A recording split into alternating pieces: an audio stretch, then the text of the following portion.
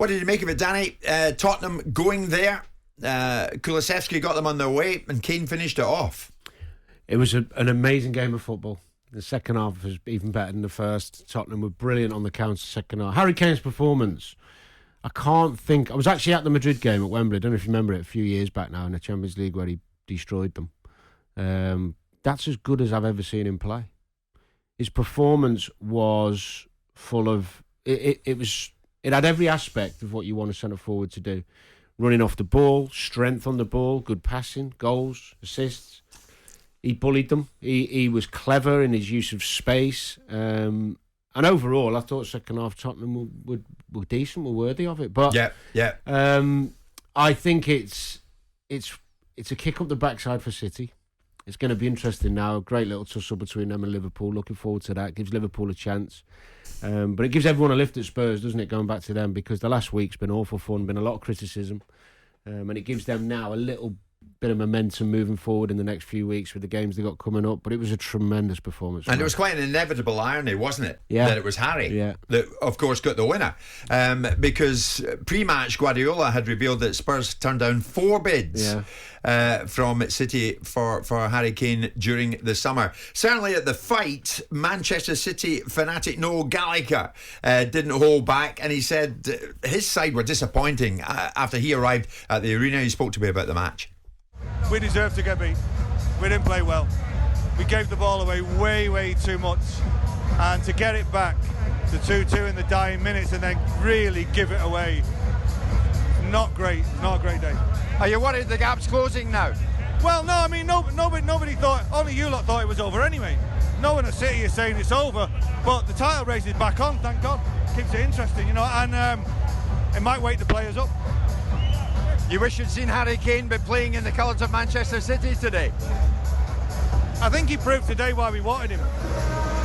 But, Tottenham, you've got to give it to Tottenham. They played it perfectly. They were great. We were not at our best today at all. There's too many crosses going into the box every 2 minutes. It wasn't working from the first minute, and then we're still doing it in the 92nd minute.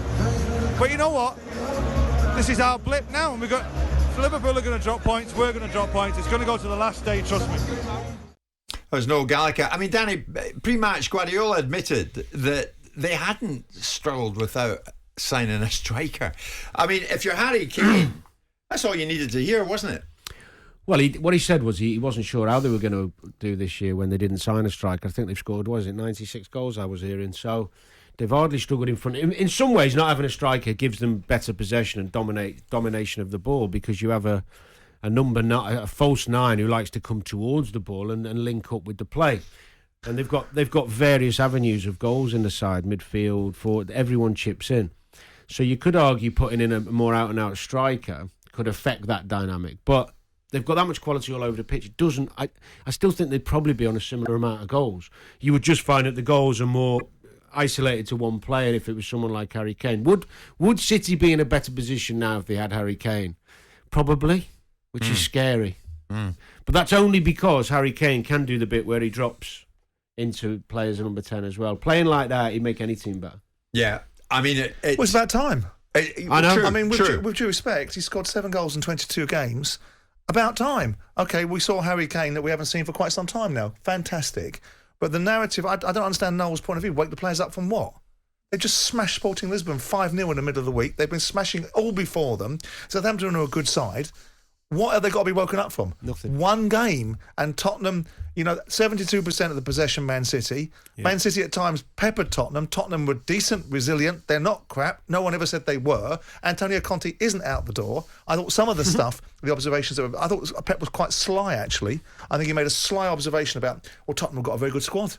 That was a direct swipe back at Conte's observations that he hasn't got a team, he hasn't got a squad, they aren't good enough and they're not going to compete. And I think there's some sort of mind games there. I don't think we really need to know that he bid for Harry Kane and how many times he bid for him. That's all a little bit Machiavellian. Tottenham did fabulous. It opens up the Premier League again. Nobody really thought it was done, like Noel said. But I don't think what Man City have got to be woken up from. They're going to get beat every now and again.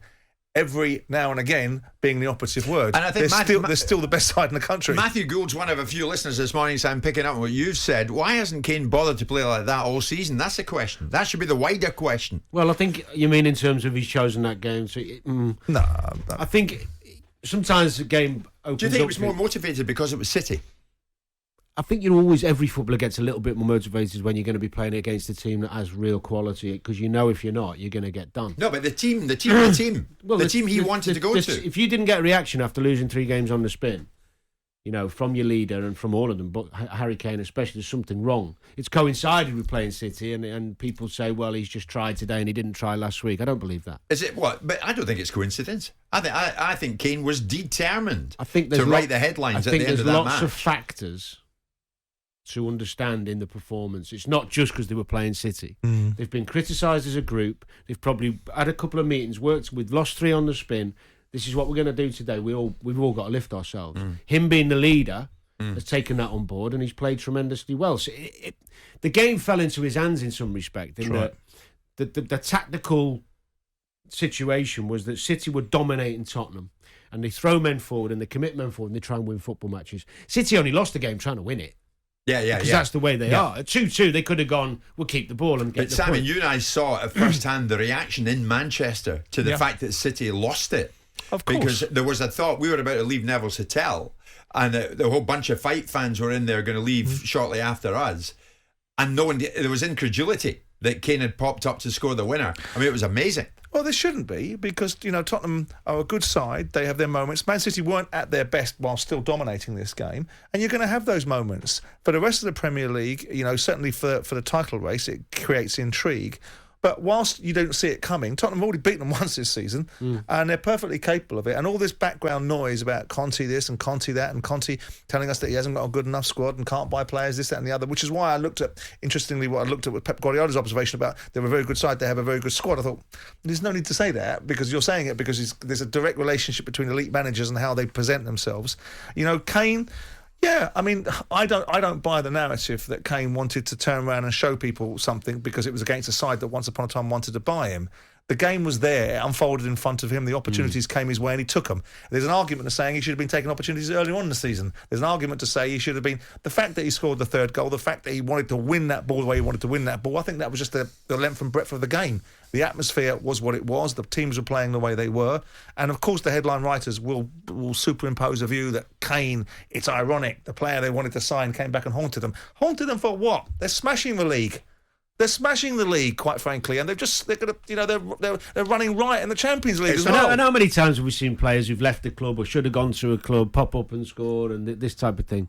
But the game was it panned out beautifully for the way Tottenham wanted to play on the counter, because they knew City would dominate the ball. I mean, the only reason Liverpool are points adrift because they drew a few games. Yeah, and now Man City, I've lost the game and draw a game, and the gap's been closed. And now Liverpool have got a game in hand, though. And the gap is down to 6. And they've got to beat Man City at Man City. Yeah. And when Man City play Liverpool at Man City, they'll probably beat Liverpool. And then the argument will go again about where they are. But I just think you can't say that with any degree of accuracy. I can, because I think they're a better side than Liverpool. I think Liverpool are a great side. They're the 2 elite sides in the division. All right, be honest with me. Before that game on Saturday, did you think Tottenham would win? I have to say, I didn't give it due consideration. It's a different argument. You've just said that Manchester City will probably beat Liverpool. Yeah, I think they will. But that's an individual game. But before the game on Saturday, would you have said... If you close your eyes and said Man City played Southampton 10 times, you'd say they beat them 9 times. Correct. Right? But the fact is they played them once and drew. In this individual game, Tottenham got the better of Man City in a game that Man City probably weren't at their best, yet still dominated the game. Tottenham were very good at certain phases. Harry Kane had 2 or 3 chances, and he was very, very clinical in those chances. After the event, though, even you said before it that this was a procession for City. But I'm not talking about this game. I'm talking about the winning of the league. Look, when Liverpool play City, that's what I mean. When Liverpool play City, Jim, the big games are won on fine margins. Generally, as you've seen over the last 3 years, 4 years, Liverpool and City are pretty well matched.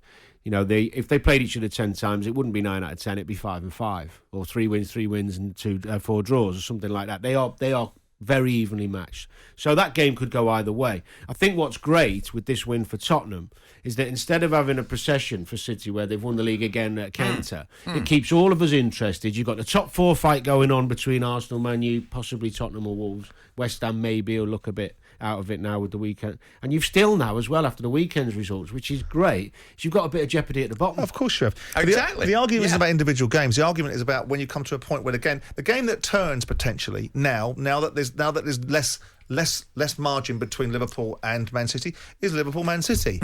In that game, I believe, based upon what I've seen all season, that Man City will have the chops to overcome Liverpool in that game. These are the 2 elite sides. I expected Chelsea to be the elite side. I expected anyone that finished in front of Chelsea would win the league. Well, I suspect now both Liverpool and Man City are going to finish in front of Chelsea. So with that in mind, of the 2 elite sides, put aside individual games. Tottenham have beaten Man City twice this season. Does it mean that Tottenham are a better side than Man City? Of course it doesn't. It means 2 individual games have gone their way. I believe that Man City will still win this league. But what we've got now is a more compelling set of circumstances. So they might not win it by 15, 16 points, which is of no use to man nor beast, besides Man City fans. Yeah, there's a lot more intrigue thanks to Harry Kane popping up when he did. Jim White and Simon Jordan. Monday to Friday mornings from 10 on AM, on DAB, via the talkSPORT app and on your smart speaker. talkSPORT.